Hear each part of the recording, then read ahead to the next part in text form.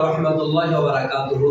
Brother ইসলাম, বর্তমান যুগে মহিলারা উঁচু গোড়ালি জুতো পরিধান করে, যাকে হিল জুতো আমরা বলি।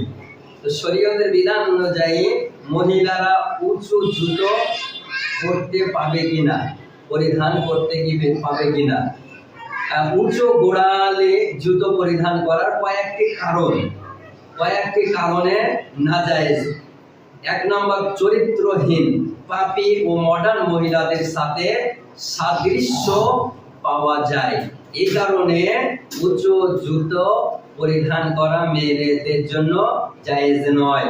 2 নম্বর কারণ, উঁচু গোড়ালি জুতো পরে নিজের উচ্চতা প্রকাশ করা।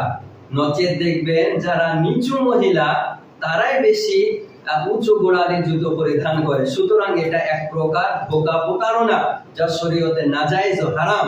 3 নম্বর, গোড়ালি ভারী হওয়ার কারণে চলাফেরার সময় আওয়াজ সৃষ্টি হয়, যার কারণে পরপুরুষের দৃষ্টি আকর্ষণ হয়।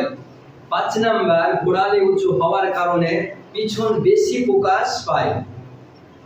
6 নম্বর, বিচলন করতে হলে বাঁকা হয়ে বিচলন করে সোজা হয়ে চলতে পারে না।